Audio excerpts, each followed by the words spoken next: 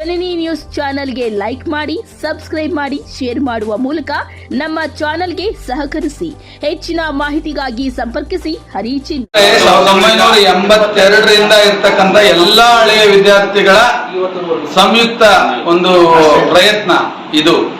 ಇಲ್ಲಿವರೆಗೂ ಮಾಡಬೇಕಾಗಿತ್ತು, ಬಹಳ ಲೇಟ್ ಆಯ್ತು. ಈ ಒಂದು ಸಂಪ್ರದಾಯನ ಈ ವರ್ಷ ಆರಂಭ ಮಾಡಿದ್ರೆ ಪ್ರತಿ ವರ್ಷ ಮುಂದುವರಿಸಿಕೊಂಡು ಹೋಗೋದಕ್ಕೆ ನಮ್ಮ ಸಂಘದ ವತಿಯಿಂದ ಪ್ರೋತ್ಸಾಹ ಇರುತ್ತೆ. ಇದು ಮುಂದುವರಿತಕ್ಕಂಥ ಸಂಪ್ರದಾಯ. ನಮ್ಮ ಸುಂದರಪಾಳ್ಯ ಏನು ಹೈಸ್ಕೂಲಲ್ಲಿ ನಾವು ಕಾರ್ಯಕ್ರಮ ಮಾಡ್ಕೊಳ್ತಾ ಇದ್ದೀವಿ, ಗುರುವಂದನಾ ಕಾರ್ಯಕ್ರಮ.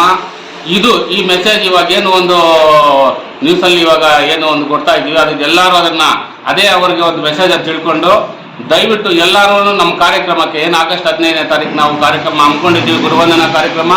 ಇದು 40 ವರ್ಷಗಳ ಮೊದಲನೇ ಸಲ ಮಾಡ್ತಾ ಇದ್ದೀವಿ. ದಯವಿಟ್ಟು ಎಲ್ಲರೂ ಇದೇ ಆಹ್ವಾನ ಅಂತ ತಿಳ್ಕೊಂಡು ಎಲ್ಲರೂ ಕಾರ್ಯಕ್ರಮಕ್ಕೆ ಬರಬೇಕು ಅಂತ ಹೇಳಿ ಉದ್ದೇಶ ಇಟ್ಕೊಂಡು, ಮತ್ತೆ ನೋಡಿ ಎಷ್ಟೇ ಹೋದ್ರೆ ಕೂಡ ಸರ್ಕಾರಿ ಮಾಸ್ಟರ್ಗಳು ಇದ್ದರೆ ಇಲ್ಲ, ಶಾಲೆಗೆ ಮಕ್ಕಳಿದ್ರೇ ಸರ್ಕಾರ ಕೂಡ ಶಿಕ್ಷಕರನ್ನು ಆಯ್ಕೆ ಮಾಡೋದು, ಇಲ್ಲಾಂದರೆ ಇಲ್ಲ. ಇದು ನಿಂತೋಗ್ತಾ ಇದ್ದ ಸರ್ಕಾರಿ ಶಾಲೆಗಳು ಎಲ್ಲ ಶಿಕ್ಷಕರು ಸೇರಿ ನಮ್ಮ ಶಾಲೆಗಳನ್ನು ಉಳಿಸಬೇಕಂತ, ಮತ್ತು ಎಲ್ಲ ನಮ್ಮ ಹಳೆ ವಿದ್ಯಾರ್ಥಿಗಳು ಒಬ್ರಿಗೊಬ್ರು ಕೈ ಜೋಡಿಸ್ಕೊಂಡು ಸರ್ಕಾರಿ ಶಾಲೆಗೆ ಮಕ್ಕಳನ್ನು ಸೇರಿಸ್ಬೇಕಂತ ಮನವಿ ಮಾಡ್ಕೊಳ್ತಾರೆ. ಜಾನಪದ ಕಲಾವಿದರಾಗಿರ್ತಕ್ಕಂಥ ನಮ್ಮ ಪಿಚ್ಚಳ್ಳಿ ಶ್ರೀನಿವಾಸರವರ ಕಲಾ ತಂಡ ಬಂದು ಇಲ್ಲಿ ಸಾಂಸ್ಕೃತಿಕ ಕಾರ್ಯಕ್ರಮ ನಡೆಸಿಕೊಡುತ್ತೆ. ಅದ್ದೂರಿಯಾಗಿರ್ತಕ್ಕಂಥ ಕಾರ್ಯಕ್ರಮ ಇರುತ್ತೆ. ಸಾರ್ವಜನಿಕರು ಈ ಕಾರ್ಯಕ್ರಮದಲ್ಲಿ ಪಾಲ್ಗೊಳ್ಳಬೇಕು ಅಂತ ಹೇಳ್ಬಿಟ್ಟು ಈ ಒಂದು ಉದ್ದೇಶ ಇಟ್ಟುಕೊಂಡೇ ನಾವು ಇವತ್ತು ಹಳೆ ವಿದ್ಯಾರ್ಥಿಗಳ ಸಂಘ ಸ್ಥಾಪನೆ ಮಾಡಿದ್ದೀವಿ. ಈ ಸಂಘ ಮುಂದಕ್ಕೆ ದೊಡ್ಡದಾಗಿ ಹೆಮ್ಮರವಾಗಿ ಬೆಳೀಬೇಕು. ನಮ್ಮ ಮುಂದಿನ ಪೀಳಿಗೆ, ನಮ್ಮ ನಂತರದ ಬರೋ ವಿದ್ಯಾರ್ಥಿಗಳಿಗೆ ಇದೇ ರೀತಿ ಮುಂದುವರಿಸಿಕೊಂಡು ಹೋದರೆ ಮುಂದಿನ ವಿದ್ಯಾಭ್ಯಾಸ ಇವತ್ತು ದೊಡ್ಡ ವಿದ್ಯಾಸಂಸ್ಥೆ ಆಗುತ್ತೆ. ಈ ವಿದ್ಯಾಸಂಸ್ಥೆ ಅಭಿವೃದ್ಧಿ ಪಡಿಸೋದೇ ನಮ್ಮ ಧ್ಯೇಯೋದ್ದೇಶ, ಮೂಲ ಧ್ಯೇಯೋದ್ದೇಶ. ಬಾಬು ಹೇಳ್ದಂಗೆ ಸರ್ಕಾರಿ ಶಾಲೆಗಳನ್ನು ನಾವು ಉಳಿಸೋದ್ರ ಜೊತೆಗೆ ಪ್ರತಿ ವರ್ಷ ಮಕ್ಕಳಿಗೆ ಆರೋಗ್ಯ ತಪಾಸಣೆ ಕಾರ್ಯಕ್ರಮವನ್ನು ನಾವು ನಮ್ಮ ಸಂಘದಿಂದ ಮಾಡಲೇಬೇಕು ಅಂತ ಒಂದು ಆಸೆ ಇದೆ. ದೊಡ್ಡ ದೊಡ್ಡ ಆಸ್ಪತ್ರೆಗಳಿಂದ ಡಾಕ್ಟರ್ಗಳನ್ನ ನಮ್ಮ ಆಸೆ ಮಾಡಿ ಈ ಒಂದು ಏನು ಮೂಲ ಉದ್ದೇಶಗಳೇನಿದೆ, ಈ ಹಳೆ ವಿದ್ಯಾರ್ಥಿಗಳದ್ದು ಈ ಶಾಲೆಯ ಒಂದು ಡೆವಲಪ್ಮೆಂಟ್ ಮಾಡೋದು, ಸೌಲಭ್ಯಗಳನ್ನು ಇಸ್ಕೊಳ್ಳೋದಕ್ಕೆ, ಮತ್ತು ಯಾರಾದರೂ ಶೈಕ್ಷಣಿಕವಾಗಿ ಓದೋಕ್ಕೆ ಆಗದೇ ಇರುವಂಥ ಮಕ್ಕಳಿಗೆ ಪ್ರೋತ್ಸಾಹ ಕೊಡೋದು, ಮತ್ತು ಹಣದ ರೂಪದಲ್ಲಾಗಿರ್ಬೋದು, ಬೇರೆ ರೂಪದಲ್ಲಾಗಿರ್ಬೋದು, ಇಲ್ಲ ಹೊಸದ ರೂಪದಲ್ಲಾಗಿರ್ಬೋದು ಒಂದು ಸಹಾಯ ಮಾಡುವ ಒಂದು ಉದ್ದೇಶವನ್ನು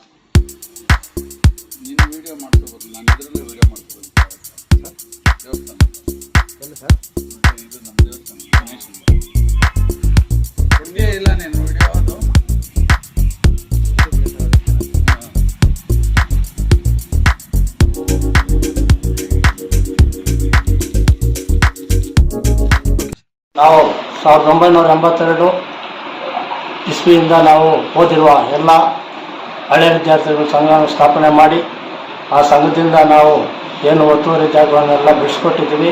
ಮತ್ತು ನಮ್ಮ ಈ ಸಂಘದ ಮೂಲ ಉದ್ದೇಶ ಏನಪ್ಪ ಅಂದರೆ ಸರ್ಕಾರಿ ಶಾಲೆಗಳನ್ನು ಉಳಿಸಬೇಕು, ಮತ್ತು ಸರ್ಕಾರಿ ಶಾಲೆಗೆ ಎಲ್ಲ ಮಕ್ಕಳನ್ನು ಸೇರಿಸಬೇಕು. ಸರ್ಕಾರಿ ಶಾಲೆಯಲ್ಲಿ ಓದಿರೋರು ನಾವೆಲ್ಲರೂ, ನಮ್ಮ ಈ ಸರ್ಕಾರಿ ಶಾಲೆಯಲ್ಲಿ ಓದಿರೋರು ಎಷ್ಟೋ ಉನ್ನತ ಸ್ಥಾನಗಳಲ್ಲಿ ಹೋಗಿ ನಮ್ಮ ಈ ಉನ್ನತ ಸ್ಥಾನಗಳಲ್ಲಿ ಹೇಳ್ಬೇಕಂದ್ರೆ ನಮ್ಮ ಗೋವಿಂದಪ್ಪ ಸರ್ ಅವರು ಕೂಡ ಒಂದು ನಿದರ್ಶನ. ಇಂಥ ಸರ್ಕಾರಿ ಶಾಲೆಗಳು ನಿಂತೋಗ್ತಾ ಇದೆ. ಈ ಸರ್ಕಾರಿ ಶಾಲೆಗಳನ್ನು ಹೆಚ್ಚಿಗೆ ಸೇರಿಸ್ಬೇಕಂತ, ಮಕ್ಕಳನ್ನು ಸೇರಿಸ್ಬೇಕಂತ ನಾವು ಮೂಲ ಉದ್ದೇಶ ಇಟ್ಕೊಂಡು, ಮತ್ತು ನೋಡಿ ಎಷ್ಟೇ ಹೋದರೆ ಕೂಡ ಸರ್ಕಾರಿ ಮಾಸ್ಟರ್ಗಳು ಇದ್ದರೆ ಇಲ್ಲ, ಶಾಲೆಗೆ ಮಕ್ಕಳಿದ್ರೇ ಸರ್ಕಾರ ಕೂಡ ಶಿಕ್ಷಕರನ್ನು ಆಯ್ಕೆ ಮಾಡೋದು, ಇಲ್ಲಾಂದರೆ ಇಲ್ಲ. ಇದು ನಿಂತೋಗ್ತಾ ಇದ್ದ ಸರ್ಕಾರಿ ಶಾಲೆಗಳು ಎಲ್ಲ ಶಿಕ್ಷಕರು ಸೇರಿ ನಮ್ಮ ಶಾಲೆಗಳನ್ನು ಉಳಿಸಬೇಕಂತ, ಮತ್ತು ಎಲ್ಲ ನಮ್ಮ ಹಳೆ ವಿದ್ಯಾರ್ಥಿಗಳು ಒಬ್ರಿಗೊಬ್ರು ಕೈ ಜೋಡಿಸ್ಕೊಂಡು ಸರ್ಕಾರಿ ಶಾಲೆಗೆ ಮಕ್ಕಳನ್ನು ಸೇರಿಸ್ಬೇಕಂತ ಮನವಿ ಮಾಡ್ಕೊಳ್ತಾರೆ. ಇವತ್ತಿನ ದಿವಸ ಸುಂದರಪಾಳ್ಯ ಸರ್ಕಾರಿ ಪ್ರೌಢಶಾಲೆ ಮತ್ತು ಕಿರಿಯ ಕಾಲೇಜು KPS ಅಂತ ಏನಿದೆ, ಈ ಶಾಲಾ ಹಳೆಯ ವಿದ್ಯಾರ್ಥಿಗಳ ಸಂಘದ ವತಿಯಿಂದ ನಾವುಗಳು ಸುಮಾರು ಜನ ನಮ್ಮ ಗುರುಗಳಾದಂಥ ಗೋಪಿನಾಥ್ ಸರ್ ಅವರನ್ನು ಒಳಗೊಂಡಂತೆ ಸುಮಾರು ಜನ ಮಿತ್ರರು ಬೇರೆ ಬೇರೆ ನಗರಗಳಿಂದ, ಬೇರೆ ಬೇರೆ ಪಟ್ಟಣಗಳಿಂದ ಬಂದು ಇಲ್ಲಿ ಸಮಾವೇಶಗೊಂಡಿರ್ತೀವಿ. ಇದರ ಉದ್ದೇಶ ಇಷ್ಟೇ, ಸುಮಾರು ವರ್ಷಗಳಿಂದ ನಾವು ಕಂಡಂಥ ಕನಸು, ನಾವು ಕಲಿಸಿಕೊಂಡಂತಹ, ನಮಗೆ ಕಲಿಕೆ ಹೇಳಿಕೊಟ್ಟಂತಹ ಗುರುಗಳಿಗೆ ಗುರುವಂದನಾ ಸಮಾರಂಭವನ್ನು ಮಾಡಬೇಕು ಅಂತ.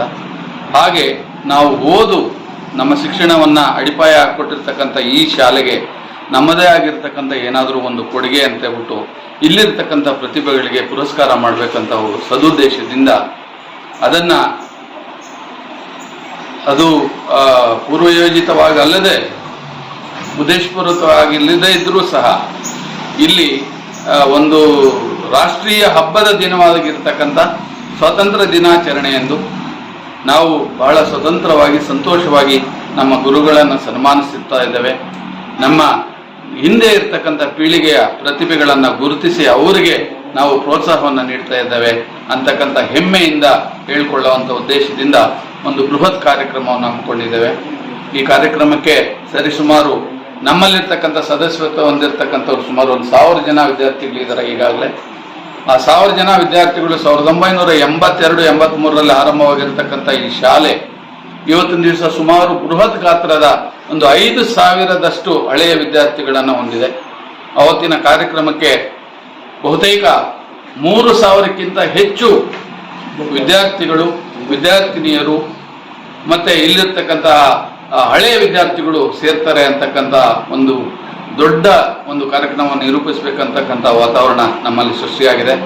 ಇದನ್ನ ಕೇವಲ ನಮ್ಮ ಹಳೆಯ ವಿದ್ಯಾರ್ಥಿಗಳಿಂದ ಆಗ್ತಕ್ಕಂಥ ಗುರುವಂದನಾ ಕಾರ್ಯಕ್ರಮ ಅಲ್ಲ, ನಮ್ಮ ಶಾಲೆಯ ಹಳೆಯ ವಿದ್ಯಾರ್ಥಿಗಳು, ಹೊಸ ವಿದ್ಯಾರ್ಥಿಗಳು, ಹಳೆ ಬೇರು ಹೊಸ ಚಿಗುರು ಅನ್ನೋ ಹಾಗೆ ಹಳೆಯ ವಿದ್ಯಾರ್ಥಿಗಳು ಮತ್ತು ಹೊಸ ವಿದ್ಯಾರ್ಥಿಗಳು ಸೇರಿಕೊಂಡು ಇವರ ಸಮಕ್ಷಮದಲ್ಲಿ ನಡೀತಾ ಇರ್ತಕ್ಕಂಥ ಒಂದು ರಾಷ್ಟ್ರೀಯ ಹಬ್ಬ ಅಥವಾ ನಮ್ಮ ಮನೆಯ ಹಬ್ಬ ಅಂತಕ್ಕಂಥ ವಾತಾವರಣ ಸೃಷ್ಟಿ ಮಾಡಬೇಕಂತಕ್ಕಂಥ ಪ್ರಯತ್ನ ನಮ್ಮಲ್ಲಿದೆ. ಇದು ಯಶಸ್ವಿ ಆಗಲಿ ಅಂತ ಹೇಳ್ಬಿಟ್ಟು ಇವತ್ತಿನ ಸಭೆಯಲ್ಲಿ ನಾವು ಚರ್ಚೆ ಮಾಡಿದ್ದೇವೆ. ಈ ಚರ್ಚೆಯ ಪೂರ್ವಭಾವಿ ಸಭೆ ಮುಂದುವರೆದು 7ನೇ ತಾರೀಕಾಗುತ್ತೆ. ಈ ಕಾರ್ಯಕ್ರಮ ಅದ್ಧೂರಿಯಾಗಿ ಆಗೋದಕ್ಕೆ ನಮ್ಮ ಗೆಳೆಯರು, ಮಿತ್ರರು, ಗುರುಗಳು, ನಮ್ಮ ಹಿಂದೆ ಇರ್ತಕ್ಕಂತಹ ಪೀಳಿಗೆ ಆಗಿರ್ತಕ್ಕಂಥ ವಿದ್ಯಾರ್ಥಿನಿಯರು ಎಲ್ಲರೂ ಸಹಕರಿಸಿ ಈ ಕಾರ್ಯಕ್ರಮವನ್ನು ಯಶಸ್ವಿಗೊಳಿಸಬೇಕು ಅಂತ ಹೇಳ್ಬಿಟ್ಟು ಕೋರ್ತಾ ಇದ್ದೀವಿ. ಸುಂದರಪಾಳ್ಯ ಗಡಿನಾಡು ನಮ್ಮ ಕರ್ನಾಟಕದ ಗಡಿಯಲ್ಲಿರೋದು ನಮ್ಮ ಗಡಿನಾಡು. ಇಲ್ಲಿ ಈ ಹಿಂದೆ ವಿದ್ಯಾರ್ಥಿಗಳಿಗೆ ವಿದ್ಯಾಭ್ಯಾಸ ಆಗಲಿ, ಮುಂದಿನ ವಿದ್ಯಾಭ್ಯಾಸಕ್ಕಾಗಲಿ ತುಂಬ ಕಷ್ಟಕರವಾಗಿರ್ತಿಲ್ಲಿ. ಈ ಬಡ ಮಕ್ಕಳು ಇಲ್ಲಿಂದ ಬೇರೆ ಊರಿಗೆ ಹೋಗಿ ವಿದ್ಯಾಭ್ಯಾಸ ಮಾಡೋದು ಕಷ್ಟ ಆಯ್ತು. ಆ ಕಾಲದಲ್ಲಿ 1982ನೇ ಇಸ್ವಿಯಿಂದ ಇಲ್ಲಿ ಹೈಸ್ಕೂಲು ಅಂದರೆ ಪ್ರೌಢಶಾಲೆ ಪ್ರಾರಂಭ ಆಯಿತು. ಆವತ್ತಿಂದ ಇವತ್ತಿನವರೆಗೂ ಇವಾಗ PUC ಜೂನಿಯರ್ ಕಾಲೇಜು ಇಲ್ಲಿ ನಡೀತಾ ಇದೆ. ಈಗ ನಮ್ಮ ಹೆಮ್ಮೆ ಇಲ್ಲಿ ಹಳೆ ವಿದ್ಯಾರ್ಥಿಗಳ ಸಂಘದ ಒಂದು ಹೆಮ್ಮೆ ಏನು ಅಂದರೆ, ನಾವು ಇಲ್ಲಿಂದ KGFಗೆ ಕಾಲೇಜ್ಗೆ ಹೋಗ್ತಾ ಇದ್ದೀವಿ PUC ವಿದ್ಯಾಭ್ಯಾಸಕ್ಕೆ. ಈಗ KGFನವರು ಸುಂದರಪಾಳ್ಯದಕ್ಕೆ ವಿದ್ಯಾಭ್ಯಾಸಕ್ಕಾಗಿ ಬರ್ತಾ ಇದ್ದಾರೆ. ಇವತ್ತು ನಮ್ಮ ಶಾಲೆ, ನಮ್ಮ ಇಲ್ಲಿ ಜೂನಿಯರ್ ಕಾಲೇಜಲ್ಲಿ ಓದಿ ಒಳ್ಳೆ ಪ್ರತಿಭಾವಂತ ವಿದ್ಯಾರ್ಥಿಗಳಿದ್ದು ಒಳ್ಳೆ ಅಂಕ ಪಡೆದವರಿಗೆ ಈ ಕಾರ್ಯಕ್ರಮದಲ್ಲಿ ಪ್ರತಿಭಾ ಪುರಸ್ಕಾರನೂ ಹಮ್ಮಿಕೊಂಡಿದ್ದೀವಿ. ಈ ನಮ್ಮ ಶಾಲೆಯಲ್ಲಿ ಓದಿದಂಥ ಈವರೆಗೂ 82ನೇ ಇಸ್ವಿಯಿಂದ 2024ನೇ ಇಸ್ವಿವರೆಗೂ ಓದಿ ಉನ್ನತ ಸ್ಥಾನದಲ್ಲಿರೋರಾಗಲಿ, ಯಾವುದೇ ಹಳ್ಳಿ, ಯಾವುದೇ ನಗರದಲ್ಲಿರೋರಾಗಲಿ ದಯವಿಟ್ಟು ಈ ನಮ್ಮ ಕಾರ್ಯಕ್ರಮಕ್ಕೆ ಬಂದರೆ ಗುರುವಂದನಾ ಕಾರ್ಯಕ್ರಮದಲ್ಲಿ ನಮ್ಮ ಸ್ನೇಹಿತರ ಸ್ನೇಹ ಸಮ್ಮಿಲನ ಆದಂಗೂ ಆಗುತ್ತೆ. ಇಲ್ಲಿ ಮುಂದಿನ ವಿದ್ಯಾರ್ಥಿಗಳಿಗೆ ವಿದ್ಯಾಭ್ಯಾಸಕ್ಕೂ ಅನುಕೂಲ ಮಾಡಿಕೊಟ್ಟಂಗಾಗತ್ತೆ. ನಮ್ಮ ಈ ವಿದ್ಯಾಸಂಸ್ಥೆ ಆ ಕಾಲಕ್ಕೆ ಉನ್ನತ ವಿದ್ಯಾಮಟ್ಟ ಅಂದರೆ ಪ್ರೌಢಶಾಲೆ ಜೂನಿಯರ್ ಕಾಲೇಜ್ವರೆಗೂ ಬಂದಿದೆ. ಇನ್ನು ಮುಂದಕ್ಕೆ ನಮ್ಮ ಹಳೆ ವಿದ್ಯಾರ್ಥಿಗಳ ಸಂಘ ಮತ್ತು ಇಲ್ಲಿ ಅಕ್ಕಪಕ್ಕದ ಗ್ರಾಮಸ್ಥರು ಮತ್ತು ವಿದ್ಯಾರ್ಥಿಗಳು ಅವ್ರ ಪೋಷಕರ ಸಹಕಾರದಿಂದ ಮುಂದಿನ ಪದವಿ ತರಗತಿಗಳನ್ನು ಇಲ್ಲಿ ಪ್ರಾರಂಭ ಮಾಡಿ ಡಿಗ್ರಿ ಕಾಲೇಜು ಮಾಡಬೇಕು ಅನ್ನೋದು ನಮ್ಮೆಲ್ಲರ ಆಸೆ ಮೊದಲಿಂದಾನು. ಇನ್ನು ಮುಂದಕ್ಕೆ ಇದನ್ನು ನೆರವೇರಿಸಲೇಬೇಕು. ಈ ಒಂದು ಗುರುವಂದನಾ ಕಾರ್ಯಕ್ರಮ ಈಗ ಪ್ರಥಮ ಕಾರ್ಯಕ್ರಮ ಅದ್ಧೂರಿಯಾಗಿ ನಡೆಸಿ ಇದನ್ನು ಯಶಸ್ವಿಗೊಳಿಸಬೇಕೆಂದು ನಮ್ಮ ಈ ಸುಂದರಪಾಳ್ಯ ಹಳೆ ವಿದ್ಯಾರ್ಥಿಗಳೆಲ್ಲರೂ ಸೇರಿ ನಮಗೆ ಇದಕ್ಕೆ ಸಹಕಾರ ನೀಡಬೇಕು. ತಾವೂ ಬರಬೇಕು, ತಮ್ಮ ಗುರುಗಳ ಸೇವೆ ತಾವು ಮಾಡಿ ಋಣ ತೀರಿಸ್ಕೋಬೇಕು ಅಂತೇಳಿ ಈ ಮೂಲಕ ನಾನು ಮನವಿ ಮಾಡಿಕೊಂಡು 23ನೇ ಸಾಲಿನಿಂದ ನಾವು ಸತತವಾಗಿ ಬಂದಿರುವಂಥ ವಿದ್ಯಾರ್ಥಿಗಳನ್ನ ಈಗಾಗಲೇ ನಾವು ಪಟ್ಟಿ ಮಾಡ್ಕೊಂಡಿದ್ದೀವಿ.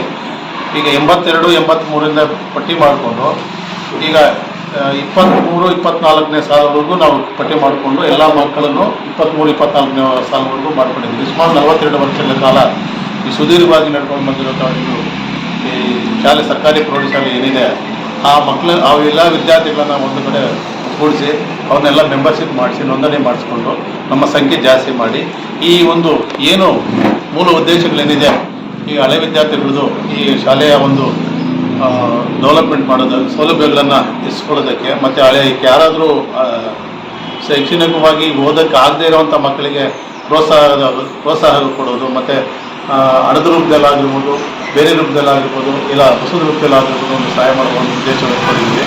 ಮತ್ತು ಮೊನ್ನೆ ನಾವು ಈ ಶಾಲೆಯ ಆಸ್ತಿಯನ್ನು ಒತ್ತುವರಿ ಮಾಡಿಕೊಂಡಿದ್ವಿ. ಸುಮಾರು 22 ಗುಂಟೆಗಳ ಕಾಲ 22 ಗುಂಟೆ ಜಮೀನನ್ನು ಬೇರೆಯವರು ಒತ್ತುವರಿ ಮಾಡಿಕೊಂಡು ಸುಮಾರು 40 ವರ್ಷಗಳ ಕಾಲ ಅವರ ಅಧೀನದಲ್ಲಿತ್ತು. ಅದನ್ನು ನಾವು ಎಲ್ಲ ಹಳೆ ವಿದ್ಯಾರ್ಥಿಗಳೆಲ್ಲ ಕಂಪ್ಲೀಟಾಗಿ ನಾವೆಲ್ಲ ಒಟ್ಟುಗೂಡಿ ಅದಕ್ಕೆ ಬೇಕಾಗಿರುವಂಥ ಒಂದು ಸರ್ಕಾರದಿಂದ ಏನೇನು ಯಾವ ರೀತಿ ಆ ಒಂದು ಒತ್ತುವರಿ ಆಗಿರುವಂಥ ಜಮೀನನ್ನು ನಮ್ಮ ಶಾಲೆಗೆ ಪಡ್ಕೋಬೇಕು, ಆ ಪಡ್ಕೊಂಡು ಅದು ಸರ್ಕಾರದ ವತಿಯಿಂದ ಏನು ಸೌಲಭ್ಯಗಳು ಪಡ್ಕೊಂಡು ಈ ಕೋರ್ಟಲ್ಲಿ ಇತ್ತು ಅದನ್ನು ವೆಕೇಟ್ ಮಾಡಿಸಿ, ಆಮೇಲೆ ಈ ಸ್ವತ್ತು ಮಾಡಿಸಿ ಅದನ್ನು ನಾವು ಈ ಸ್ವತ್ತನ್ನು 22 ಗುಂಟೆಗಳನ್ನು ಸ್ವತ್ತನ್ನು ಬೌಂಡ್ರಿನ ಫಿಕ್ಸ್ ಮಾಡಿ ಅದನ್ನು ಕಂಪ್ಲೀಟಾಗಿ ಶಾಲೆಗೆ ಹಸ್ತಾಂತರ ಮಾಡಿಕೊಟ್ಟಿದ್ದೀವಿ. ಈ ಒಂದು ಮೊದಲನೇದಾಗಿ ನಮ್ಮ ಹಳೆಯ ವಿದ್ಯಾರ್ಥಿಗಳ ಸಂಘ ಒಂದು ಮಾಡಿರುವಂಥ ಕಾರ್ಯಕ್ರಮ. ಇದನ್ನೆಲ್ಲ ಮಾಡಿ ಈಗ ನಾವು ಮೊದಲನೇದಾಗಿ ಮಾಡ್ತಾ ಇರೋ ಕಾರ್ಯಕ್ರಮ ಅಂತ ಹೇಳಿದ್ರೆ ಗುರುವಂದನಾ ಕಾರ್ಯಕ್ರಮ. ಇದನ್ನು ನಮ್ಮ ಸ್ನೇಹಿತರಾದ ಗೋವಿಂದರನ್ನು ತಿಳಿಸಿದ್ದಾರೆ. ಈ ಒಂದು ಕಾರ್ಯಕ್ರಮವನ್ನು ಎಲ್ಲ ವಿದ್ಯಾರ್ಥಿಗಳನ್ನು ಒಳಗೊಂಡು ಈ ಒಂದು ಕಾರ್ಯಕ್ರಮವನ್ನು ಯಶಸ್ವಿಯಾಗಿ ಆಗಬೇಕಂತ ಹೇಳ್ಬಿಟ್ಟು ಎಲ್ಲರೂ ಕೋರ್ಕೊಳ್ತಾ ಈ 4 ಮಾತು 1982ರಲ್ಲಿ ಬೋವನಹಳ್ಳಿ ಓಪನಿಂಗ್ ಸೆರೆಮನಿ ಬೋವನಹಳ್ಳಿಗೆ ಈ ಊರಿನ ಶಾಲೆ ಮಂಜೂರಾಗ್ಬಿಟ್ಟಿತ್ತು. ಸೊ ಆಗಿರ್ತಕ್ಕಂಥ ದೊಡ್ಡ ದೊಡ್ಡ ಲೀಡರ್ಗಳು ರಾಮರಾವ್ ಮುನ್ರೆಡ್ಡಿ ಮತ್ತು ನಿಮ್ಮೂರು ಜಯರಾಮ್ ರೆಡ್ಡಿ ಇವರೆಲ್ಲ ಹೋರಾಟ ಮಾಡಿ, ಶುಕೂರ್ ಸಾಬ್ ಯಾರು ಮುಸ್ಲಿಮ್ಸ್ ಅವರೆಲ್ಲ ಹೋರಾಟ ಮಾಡಿ ಬೋವನಹಳ್ಳಿಯಿಂದ ವೆಂಕಟೇಶಪ್ಪ ಅಂತ MLA ವೆಂಕಟೇಶಪ್ಪ ಇಲ್ಲಿಗೆ ಸ್ಥಳಾಂತರ ಮಾಡಿಸಿ ಅಲ್ಲಿ ಓಪನ್ ಆಗುವಂಥ ದಿವಸನೇ ಇಲ್ಲಿ ಓಪನ್ ಮಾಡಿಸಿದ್ರು. ಆ ಕಾಲದಲ್ಲಿ ಪ್ರೈವೇಟ್ ಆಗಿ ಟೀಚರ್ಸ್ ಅಂತ ಸೇರಿಸ್ಕೊಂಡು ಇಲ್ಲಿ ನಿಂತೋಗಿರ್ತಕ್ಕಂಥ ವಿದ್ಯಾರ್ಥಿಗಳನ್ನೆಲ್ಲ ಸೈಕಲಲ್ಲಿ ಹೋಗಿ ಹಿಡ್ಕೊಂಡ್ಬಂದು ಸೇರಿಸಿ ಈ ಶಾಲೆಯನ್ನು ಉಳಿಸುವಂಥ ಒಂದು ಕಾರ್ಯಕ್ರಮ ಮಾಡಿದ್ವಿ. ಆಮೇಲೆ ನನಗೆ ಒಂದು ಥಾಟ್ ಬಂತು, ಏನಂತ ಅಂತಂದರೆ ಒಂದು ಗ್ರೂಪ್ ಮಾಡಿಬಿಟ್ಟು ಎಲ್ಲ ವಿದ್ಯಾರ್ಥಿಗಳನ್ನು ಒಂದು ಕಡೆ ಸೇರಿಸಬೇಕು, ಒಂದಿನ ಮಾತಾಡಿಸ್ಬೇಕು ಅಂತಕ್ಕಂಥ ಒಂದು ಧ್ಯೇಯ ಇಟ್ಕೊಂಡು ಬಂದಾಗ ಅದು ಈ ರೂಪನ ಪಡ್ಕೊಂಡು ಬಂದಿದೆ. ಇವತ್ತು ಸಂಘ ರಚನೆ ಆಗಿದೆ, ರಿಜಿಸ್ಟ್ರೇಷನ್ ಆಗಿದೆ.